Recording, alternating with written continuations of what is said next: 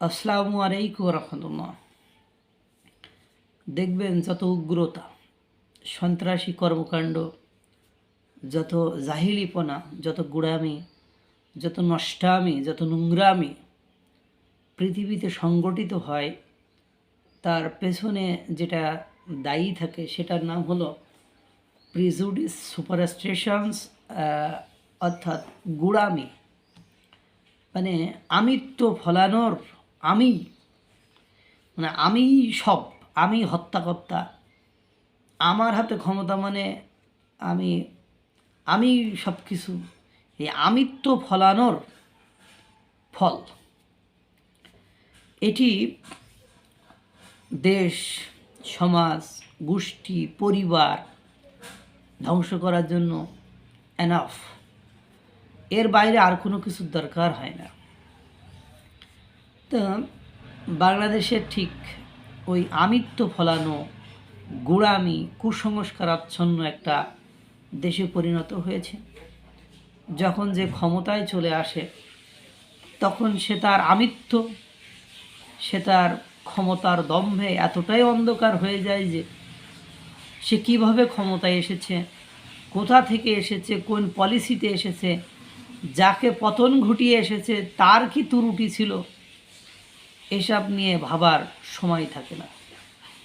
ক্ষমতায় আসার পরে same style, same culture, same সংস্কৃতি, সব কিছু সেম রাখে, শুধু মানে বোতলটার পাল্টায়। পুরাতন বোতলে মানে নতুন বোতলে পুরাতন মদই তো। এখানে কোনো ধরনের নীতিগত পরিবর্তন, বৈধতা, শুদ্ধতা এগুলো আসার কোনো সম্ভাবনা থাকে না। আসলেই নিজের আখেরি গুছান গুছিয়ে ফেলে, দেশকে ধ্বংসের দ্বার প্রান্তে পাঠাতে যত কিছু প্রয়োজন সব কিছু করে ফেলে। দীর্ঘ 17 বছর বলেছে আমরা বাংলাদেশের মানুষ ভোটাধিকার থেকে বঞ্চিত। ঠিক আছে, ভোটাধিকার থেকে বঞ্চিত, তাহলে যে আমাদেরকে বঞ্চিত করে রেখেছে সে হলো স্বৈরাচার। তো স্বৈরাচারকে হটিয়ে আমরা ক্ষমতায় এসেছি। ক্ষমতায় এসে আমরা আবার তাদেরকে ভোটাধিকার থেকে বঞ্চিত করে রাখব।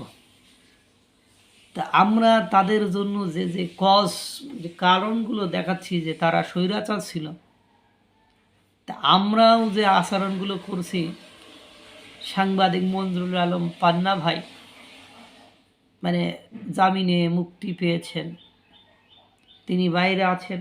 গতকালকে তার ফেসবুক যে মানে তার ইউটিউব চ্যানেল যে মানচিত্র, সেখানে তিনি বলেছেন, আমাকে যদি এখন আপনারা সন্ত্রাসীও বলেন আমার কিছু করার নেই, কারণ দেশের সরকার আমাকে মুক্তিযুদ্ধের পক্ষে মানে যাওয়ায়, কথা বলাই নয়, মানে কথা তো উনি বলেন, ইউটিউবেই বলেন, কিন্তু যে মঞ্চে ৭১ মঞ্চ নামক যে মঞ্চের আয়োজনে তিনি গিয়েছিলেন, সেখানে তিনি কথা বলেননি। তিনি গিয়েছিলেন, হয়তোবা সুযোগ হলে, হয়তোবা সিরিয়ালে আসলে তিনি কথা বলতেন, কিন্তু তিনি কথা বলেন নাই।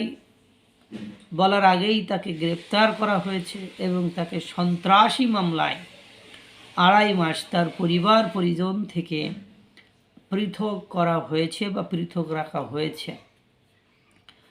তো এই যে মঞ্জুরুল আলম পান্না ভাই, তারপরে লতিফ সিদ্দিকী, তারপরে এখনও ঢাকা বিশ্ববিদ্যালয়ের আইন বিভাগের শিক্ষক কার্জন স্যার, ওনারা কারাগারে আছেন। তো এই ব্যক্তি বর্গগুলো তারা নাকি মানে সন্ত্রাসী কর্মকাণ্ড করেছে।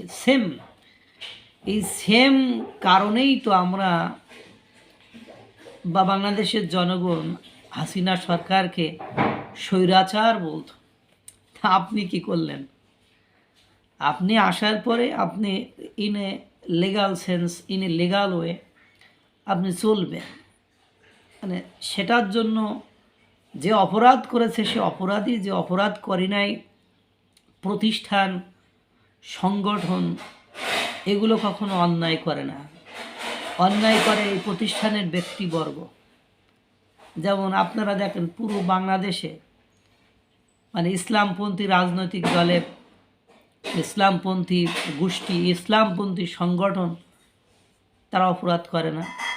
যেমন যেসব মাদ্রাসায় মানে পুরুষ ছাত্ররা, তার ছেলে ছাত্ররা থেকে পড়াশোনা করে, তাদের মাওলানারা বলাৎকার করে না? করে তো। অহরহ প্রমাণ আদি মিডিয়াতে ঢুকলে আপনি দেখতে পাবেন। তাই বলে কি সকল কওমি মাদ্রাসা বা এই ধরনের মাদ্রাসা আপনি কি বন্ধ করে দিয়েছেন? না আপনি বন্ধ করে দিচ্ছেন তো নয়। মসজিদের ইমাম বিভিন্ন মানে লোকের স্ত্রীর সাথে পরকীয়ায় জড়িয়ে হাতে নাতে ধরা পড়ছে, মায়েরও খাচ্ছে, টাকও হয়ে যাচ্ছে, জুতার বালা গলায়ও দিচ্ছে। তাহলে কি আপনি সব মসজিদগুলো বন্ধ করে দিয়েছেন? দেননি তো। জামাত ইসলামের নেতারা তাদের পরিচালিত কিছু মাদ্রাসা, মসজিদ, তার এলাকার কিছু মানে নাতিপুতি বউ, তাদেরকে ধর্ষণ করেছে না? করেছে তো। তা কি মানে জামাত ইসলাম সংগঠনটাকে আপনি এই সরকার নিষিদ্ধ করে দিয়েছেন? বিএনপি বিভিন্ন চাঁদাবাজি, বিভিন্ন ধরনের অপকর্মের সাথে জড়িয়ে তো গেছে, এখনও আছে। কি নিষিদ্ধ করেছেন? করেননি তো। এনসিপির বিরুদ্ধে অভিযোগ আর অভিযোগ, তাদেরকে তো আপনি নিবন্ধন দিয়ে দিয়েছেন। তাহলে আপনি কাকে মানে একেবারে নিখুঁত সৎ মনে করেছেন? সমস্যা হলো যখন আমার ছেলে করে তখন সেটা তার ব্যক্তিগত ত্রুটি, কিন্তু যখন পরের ছেলে করে তখন সেটা তার পারিবারিক ত্রুটি, তার সাংগঠনিক ত্রুটি। এটা থেকেই তো স্বৈরাচার, এটা থেকেই তো পতনের সৃষ্টি হয়। আজ সারা বাংলাদেশে যে অস্থিরতা, এই অস্থিরতার পেছনে যারা ক্ষমতায় আছে তারা এবং যারা রাজনীতি করছে তারা সেমভাবে দায়ী। যে অপরাধী সে অপরাধী, সংগঠন কি অপরাধ করেছে? যদি ব্যক্তির অপরাধকে সংগঠনের অপরাধ বলে চালানো হয় তাহলে এইসব সংগঠনগুলো তো বন্ধ করে দেওয়া উচিত। আজ সারা বাংলাদেশে ককটেল বিস্ফোরণ হচ্ছে, এখানে আগুন ওখানে আগুন। এই অস্থিরতার পেছনে অন্যতম যে বিষয়টি দায়ী সেটা হলো একটি সংগঠনকে নিষিদ্ধ করা, একটি রাজনৈতিক দলকে নিষিদ্ধ করা, স্থগিত আদেশ দেওয়া, তাদেরকে দমন পীড়ন করা। তাদের দমন পীড়নের নামেই আপনি সুযোগ করে দিচ্ছেন যে বাংলাদেশকে অস্থির করুন। কারণ আমি যখন আমার অস্তিত্ব সংকটে থাকব, যে আমার মুক্তির পথকে, আজ আমি এই রাজনৈতিক দল করতাম, তা আমাকে এমনিতে জেলে ধরে নিয়ে যাবে। আমি যদি প্রকাশ্যে লোকান্তরে আসি তাহলে আমার এমনিতে জেল হাজতে যেতে হবে।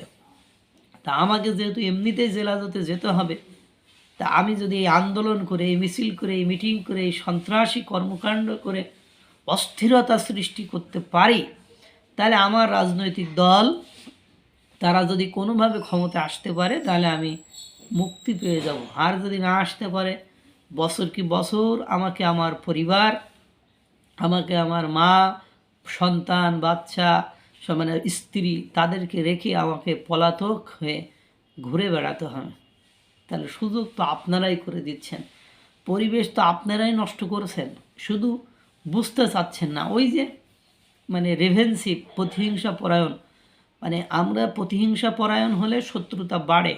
আপনি আমাকে একটা চড় মারছেন, আমি আপনাকে 2টা মারছি, আপনি সুযোগে 3টা মারছেন, আমি আপনাকে 4টা মারছি।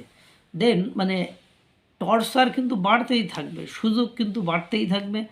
আর সুযোগ এমন একটা জিনিস, মানে এটা মানে শুধু হাত বদল হয়, কিন্তু ক্ষমা এমন একটা জিনিস, আপনি করবেন, আপনি মহৎ হবেন, আপনার কাছ থেকে যে ক্ষমা পাবে তার ভেতরে অনুশোচনা বোধ তৈরি হবে, সেখান থেকেই একটা ভালো পরিবেশ তৈরি হবে। বাট আপনি একটা মহলকে, একটা গোষ্ঠীকে নিশ্চিহ্ন করে আপনি তাদের ঘাড়ের উপর, মাথার উপর পা দিয়ে যখন উপরে উঠতে চাইবেন তখন পরিবেশটা নষ্ট হবে।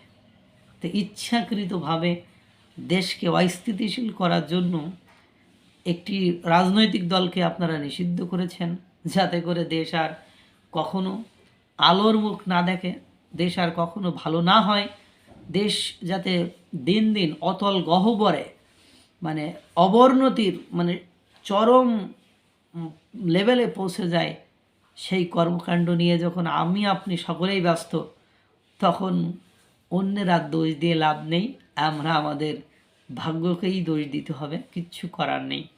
আল্লাহ তাআলা সকলকে ভালো রাখুক, সুস্থ রাখুক। আসসালামু আলাইকুম ওয়া রাহমাতুল্লাহ।